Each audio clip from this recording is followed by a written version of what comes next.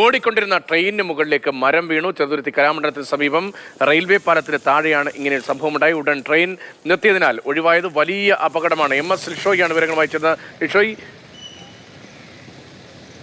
ആ വിഷ്വലാണിപ്പോൾ, അവിടെ നിന്നുള്ള ദൃശ്യങ്ങളാണിപ്പോൾ നമ്മൾ കാണുന്നത്. ചെറുതുരുത്തിയിൽ സാധാരണ നമ്മൾ കണ്ട് പരിചയമില്ലാത്തൊരു ദൃശ്യമാണിത്. ഓടിക്കൊണ്ടിരുന്ന ട്രെയിനിന് മുകളിലേക്ക് മരം വീഴുകയായിരുന്നു. ചെറുതുരുത്തി കലാമണ്ഡലത്തിന് സമീപത്ത് കൂടി കടന്നു പോകുന്ന റെയിൽവേ ട്രാക്കിലാണ് ഈ സംഭവം. ട്രെയിൻ നിർത്തിയതിനാൽ വൻ ദുരന്തം ഒഴിവായി, വലിയ അപകടം ഒഴിവായി എന്നതാണ് അവിടെ നിന്ന് ലഭിക്കുന്ന പ്രാഥമികമായ വിവരം. MS ലിഷോയാണ് ചേരുന്നത്. ലിഷോയ്, ട്രെയിൻ ഓടിക്കൊണ്ടിരിക്കെ മരം വീഴുക, എന്താണ് സംഭവിച്ചത്? യാത്രക്കാരുമായി സംസാരിക്കാൻ കഴിഞ്ഞോ? റെയിൽവേയുടെ പ്രതികരണം വന്നോ? അതായത് ഇന്ന് അല്പസമയം മുമ്പാണ് ഈ സംഭവം ഉണ്ടായത്. ഏകദേശം 2 മണിക്കൂർ മുമ്പാണ് ഈ സംഭവം ഉണ്ടാകുന്നത്. ഓടിക്കൊണ്ടിരിക്കുകയായിരുന്ന ചെറുതുരുത്തി ട്രെയിനിന് മുകളിലേക്ക് ചെറുതുരുത്തിയിൽ വെച്ചാണ് ഇത്തരത്തിൽ മരത്തിൻ്റെ ചില്ലകൾ ഒടിഞ്ഞു വീണത്.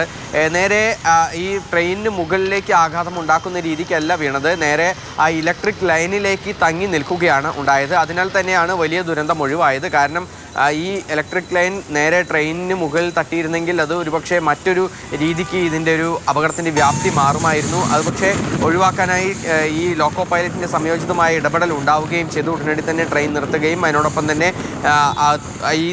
ഇതുമായി ബന്ധപ്പെട്ട അധികൃതരെ വിവരം അറിയിക്കുകയും ചെയ്തു.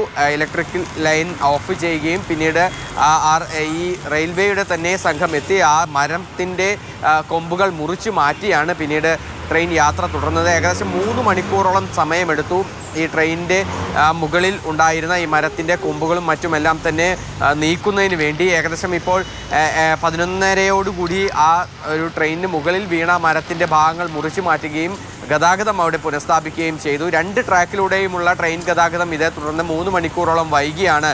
3 മണിക്കൂറോളം ഏകദേശം സ്തംഭിച്ച നിലയിൽ തന്നെയായിരുന്നു. ഇപ്പോൾ അതായത് ജാംനഗർ തിരുനെൽവേലി എക്സ്പ്രസ്സിന് മുകളിലേക്കാണ് ഇത്തരത്തിൽ ഈ മരത്തിൻ്റെ ചില്ലകൾ വീണത്.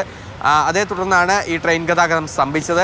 ഇപ്പോൾ ആ ട്രെയിൻ യാത്ര പുനരാരംഭിച്ചിട്ടുണ്ട്. തൃശ്ശൂർ റെയിൽവേ സ്റ്റേഷൻ പുനരാരംഭിച്ചു എന്ന ശുഭവാർത്തയാണ് വരുന്നത്. പക്ഷേ ഈ ദൃശ്യങ്ങൾ അത്ര ശുഭകരമായ ഒന്നല്ല.